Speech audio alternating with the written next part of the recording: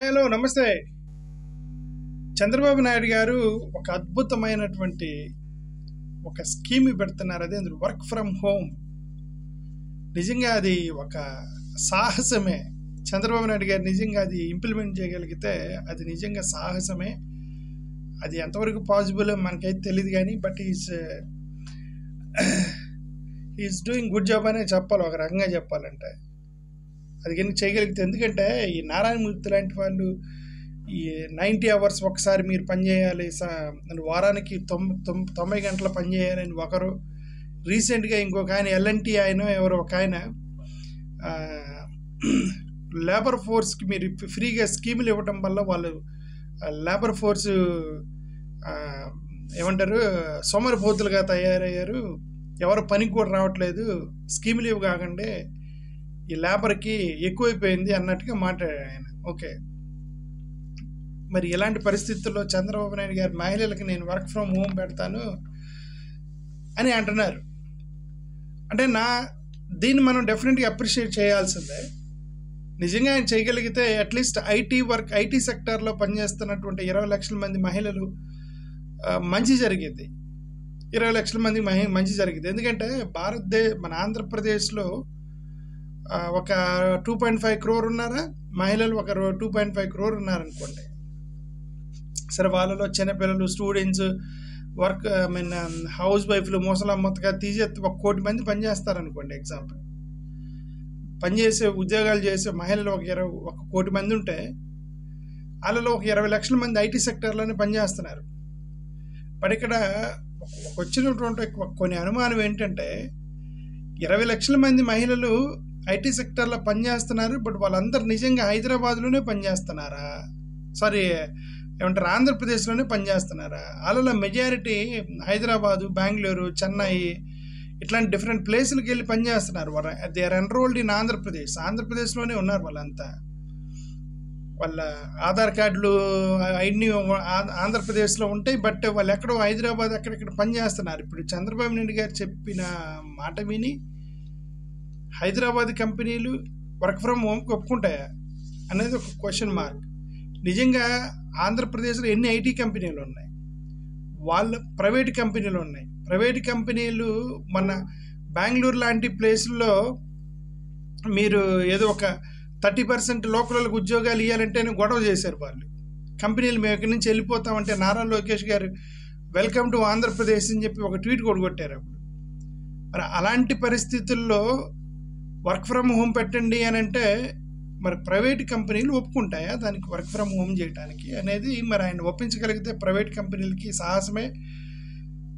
అది చేస్తే మంచిదనే మనము అప్రిషియేట్ చేయాలి చంద్రబాబు నాయుడు గారిని. కానీ నాకు రిక్వెస్ట్ ఏంటంటే చంద్రబాబు నాయుడు గారిని, ఇప్పుడు ఇలా ఒక 20 lakhs ఉమెన్ని టార్గెట్ చేసుకొని ఐటీ సెక్టార్లో మీరు వర్క్ ఫ్రమ్ హోమ్ పెట్టే బదులు మీకు నిజంగా మహిళల మీద ఉన్నటువంటి ఎలాంటి ప్రేమ, దయ, జాలి, కరుణ అనేది ఉంటే మహిళల మీద, ఎందుకంటే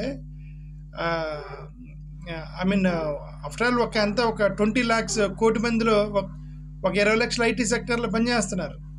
మిగతా 75 లక్షల మంది మహిళలు చిత్రహింసలు అనుభవిస్తున్నారు ప్రైవేట్ కంపెనీల్లో పనిచేస్తూ.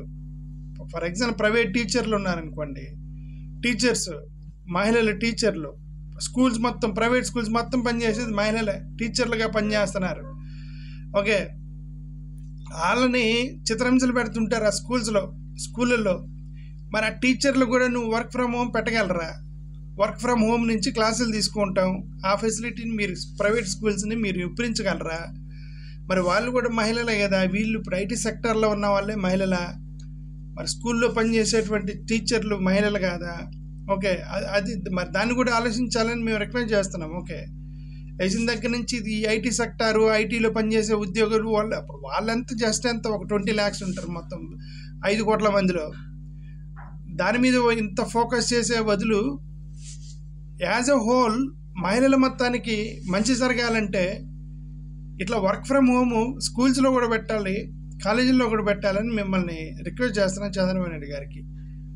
ఇంకొకటి, గవర్నమెంట్ ఉద్యోగులు కూడా చాలామంది ఇక్కడ పనిచేస్తున్నారు కదా, మరి వాళ్ళని కూడా మీరు వర్క్ ఫ్రమ్ హోమ్ పెట్టాలని మీకు గవర్నమెంట్ ఉద్యోగులు కూడా ఇప్పుడు ఆఫీసుల్లోకి వచ్చి వాళ్ళు చేసేది ఫైల్స్ వర్క్, కంప్యూటర్ జాబులు అంటారు. మరి వాళ్ళకి కూడా మీరు వర్క్ ఫ్రమ్ హోమ్ పెట్టమని మీరు రిక్వెస్ట్ చేస్తున్నారు. ఎందుకంటే మరి వీళ్ళకి పెట్టిన వాళ్ళు, ఐటీ వాళ్ళకి పెట్టినాడు, వాళ్ళకి ఎందుకు పెట్టకూడదు? గవర్నమెంట్ ఉద్యోగులకి వాళ్ళకి కూడా మీరు వర్క్ ఫ్రమ్ హోమ్ పెట్టాలని చంద్రబాబు నాయుడు గారిని రిక్వెస్ట్ చేస్తున్నాము.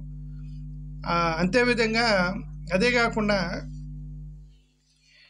అసలు ఈ వర్క్ ఫ్రమ్ హోమ్ కంటే బెటర్ ఏంటంటే, అమెరికాలో అలాగా